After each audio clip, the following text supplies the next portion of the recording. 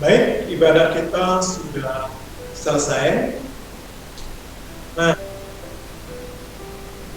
kita akan mendengarkan pemaparan yang akan disampaikan oleh tim dari GKI, ya, Gerakan Kemanusiaan Indonesia. Mengapa? Karena kita penabur juga bekerja sama dengan tim GKI untuk membantu meringankan beban saudara-saudara kita yang mengalami musibah di Nusa Tenggara Timur. Iya, bagi Bapak Ibu dan adik-adik sekalian yang mendengarkan. Jadi Ibu Gebi nih yang sudah mengundang saya untuk sedikit berbicara di sini. Jadi tim GKI Indonesia itu dibentuk oleh Sinode GKI, GKI dan sejak tsunami tahun 2004 yang tujuannya untuk menyatakan kasih dan jadi menolong sesama begitu. Jadi nilai-nilai kemanusiaannya diangkat. Jadi satu khotbah yang kontekstual istilah kami. Jadi khusus untuk NTT, kami sudah masuk di NTT itu pada saat sehari setelah banjir bandang. Jadi waktu itu memang kita masuk di Pulau Adonara dan Pulau Lembata, itu pulau yang paling parah. Jadi sebelum Jokowi masuk kita sudah ada di sana lewat jalur tikus Bapak Ibu istilahnya. Dan memang pemasukan bahan-bahan di sana sangat terbatas karena jalur-jalur laut putus. Lalu yang kami lakukan adalah mengupayakan untuk resources dari desa-desa setempat yang masih ada kios-kios dan lain sebagainya. Jadi di sana kita sudah masuk, lalu sekarang kita sedang menuju ke daerah yang terisolir, di mana BNPB sendiri hanya dapat masuk melalui helikopter. Dan itu pun sedikit sekali dan di perbatasan Timor Leste hanya dibatasi oleh kali. Jadi tujuan kami adalah bukan mencari sensasi, tetapi lebih kepada mencoba mencari slot-slot kosong di mana banyak gerakan-gerakan yang mungkin belum melihat atau sulit menjangkau. Jadi selalu tim GKI berupaya di sana. Seperti waktu di Lembata, banyak orang yang sekarang sudah masuk setelah Presiden Jokowi, mereka masuk ke posko-posko pengungsian. Tetapi kami berpikir bahwa posko-posko pengungsian itu sudah banyak yang drop barang, jadi kami menyisir. Jadi tim kita menyisir ke pengungsian-pengungsian di kebun-kebun. Di situ memang banyak sekali, kami dapat 128 kepala keluarga. Jadi hal-hal yang seperti itu yang kami coba lakukan.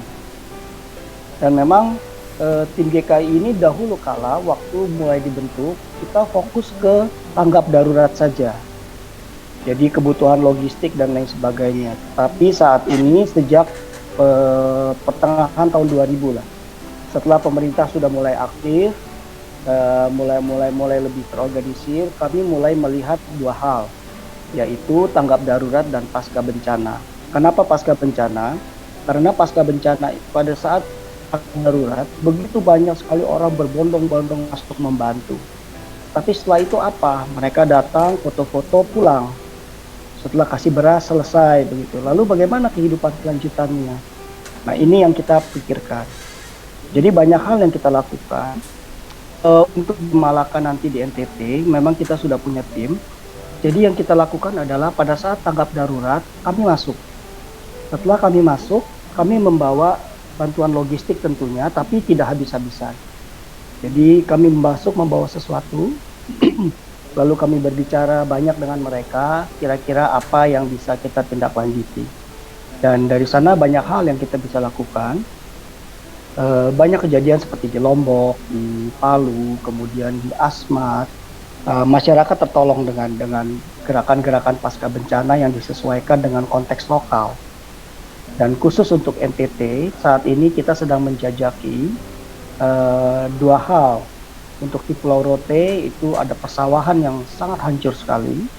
Mungkin nanti kita akan masuk ke sana untuk paskanya. Lalu kemudian di daerah Malaka itu sekitar 8 jam perjalanan dari kota Kupang. Jadi di sana orang malas sekali masuk ke sana. Nah, di sana itu kampung nelayan yang perahu-perahunya semua hancur. Jadi rencana kami untuk pasca bencana di sana adalah memberikan beberapa perahu kepada satu desa, lalu membentuk kelompok nelayan yang tugasnya tentu dari satu desa ada mungkin ada 60 kakak, 70 kakak begitu kan. Kalau kami berikan beberapa perahu, kelompok nelayan ini yang nanti akan membagi penggunaannya. Kelompok A hari Senin, kelompok B hari apa dan lain sebagainya. Nah, itu hal-hal yang bisa kita lakukan. Jadi untuk Alor kita masih belum tahu apa yang kita akan lakukan karena tim yang akan ke Alor itu baru berangkat lusa. Jadi itu yang sedikit bisa saya sampaikan untuk di NTT. Dan Ibu Gebi ada pertanyaan bagus ke saya waktu kemarin. Jadi siapa saja yang bisa bergabung gitu. Jadi sebenarnya tim GKI ini selalu meregenerasikan diri. Jadi bagi kami adalah generasi yang lebih muda dari kami harus menggantikan kami dan bisa melakukan hal yang jauh lebih besar dari kami. Kenapa? Karena bisa sharing, bisa kami ajak, bisa ikut dan lain sebagainya. Dan juga hal yang bisa ini agak sebenarnya sangat sederhana. Jadi siapa yang bisa bergabung. Jadi yang poin utamanya adalah tentu bisa menguasai diri. Karena kita di sana akan berhadapan dengan orang-orang yang kehilangan segala-galanya yang secara psikologis tentu sangat rapuh. Jadi memang tim ini selalu berupaya untuk menjaring generasi-generasi muda dan mulai belajar untuk mulai menguasai diri di lapangan begitu. Lebih banyak mendengar, lebih banyak mendengar daripada berkata-kata, jadi mencerna dan lain sebagainya.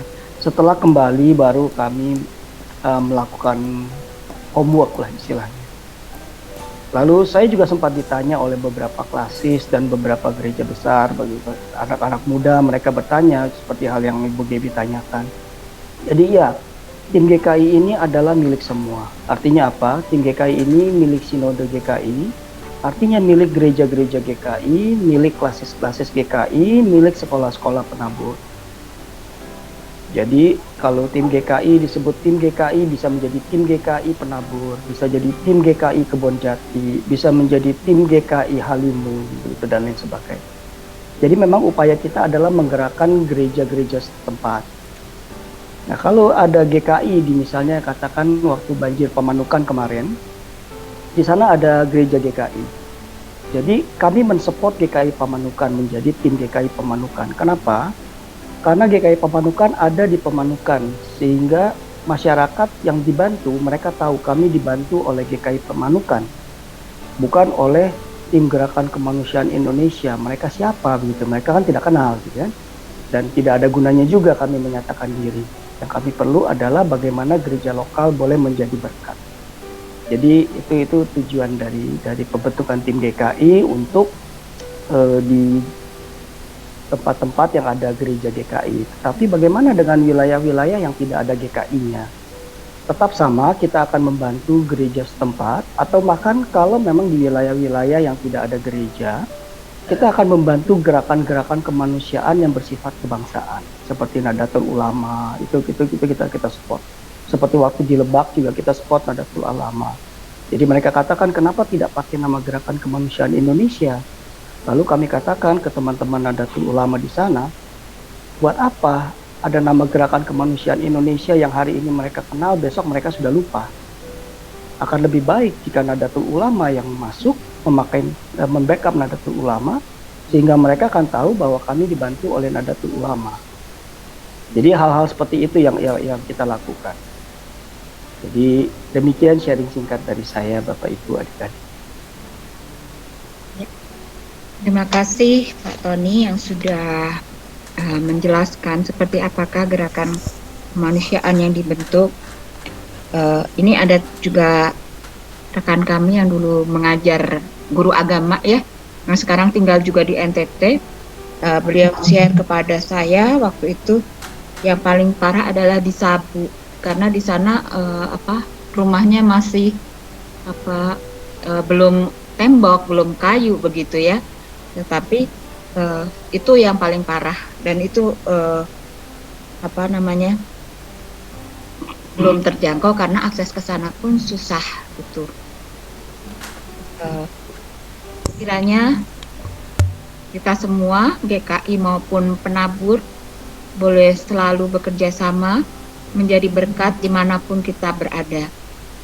Untuk saya bisa minta tolong Pak Hendrik untuk share seperti apa sih kondisi saudara-saudari kita yang berada di NTT dan apa yang sudah dilakukan oleh tim GKI, karena Pak Tony sudah mengirimkan beberapa foto sehingga bisa dilihat.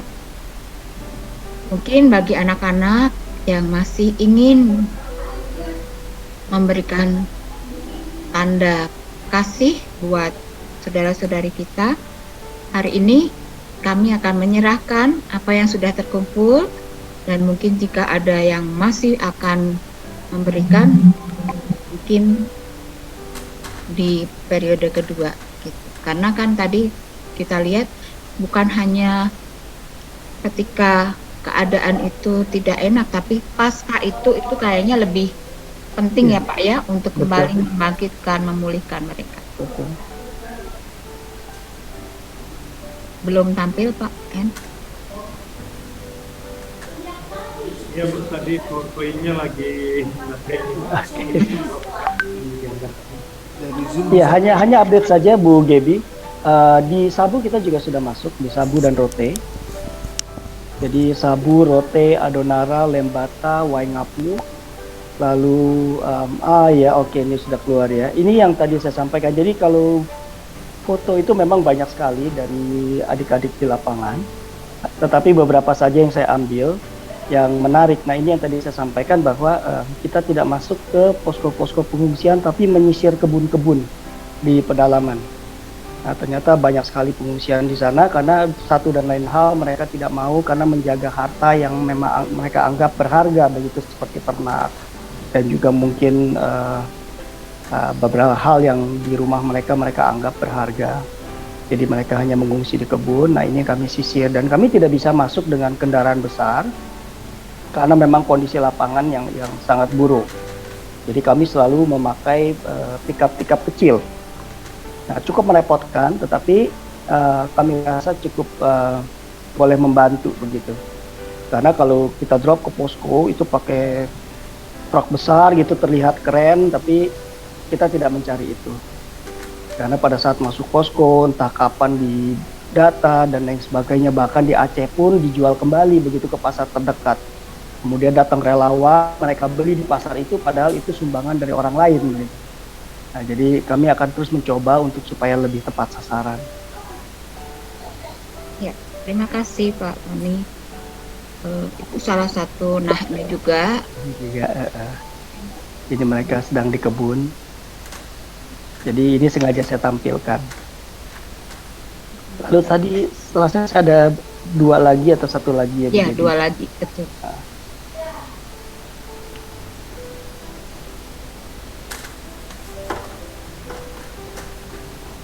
Jadi yang dua itu adalah itu ada foto bagaimana kami membawa bantuan dengan pickup kecil dan 2 motor. Lalu bagaimana di dalam perjalanan itu kami menemukan jalan yang cukup parah yang memang harus berhati-hati. Dan bahkan di beberapa titik, nah ini jalanannya. Dan bahkan di beberapa titik kita hanya sampai ke titik terdekat, kemudian dari dalam mereka keluar begitu, entah jalan kaki dan lain sebagainya, entah bawa gerobak untuk memindahkan barang.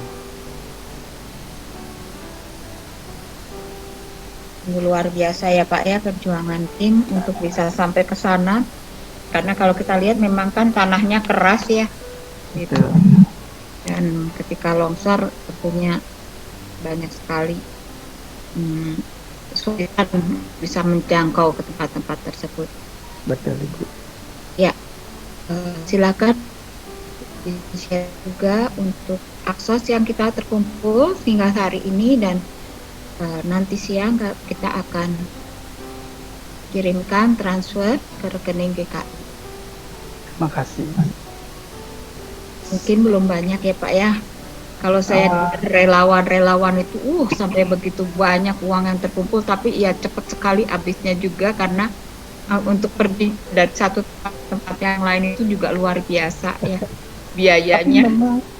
Memang Bu Gebi, Tuhan selalu lengkapi dalam arti begini. Kami selalu menyampaikan ke semua pihak bahwa bukan nominal yang kami lihat, tetapi ketulusan dalam memberi. Itu yang selalu kami lihat. Sehingga banyak sekali, baik pribadi maupun gereja-gereja yang selama ini kita bantu bahkan, para memberi dengan kekurangannya. Nah ini hal-hal yang memang dengan begitu kita bisa melihat bahwa segala ketulusan akan melengkapi segalanya. Dikasih judul aksi sosial aja ya. Bisa Pak Edik? Tapi nominalnya nggak disebut ini, jangan ya.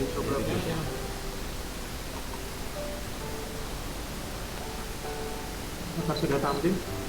Sudah.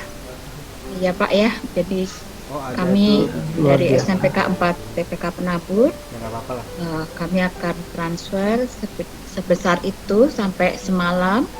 Kemudian saya juga ketitipan dari panitia latihan dasar kepemimpinan siswa sekitar 2.105.000 nanti juga akan saya transferkan sehingga kiranya apa yang boleh kita berikan ini boleh benar-benar menjadi berkat buat semua orang. Amin. Secara khusus untuk yang di NPT. Terima kasih Amin. Pak. Terima kasih Bapak Ibu sekalian, adik-adik.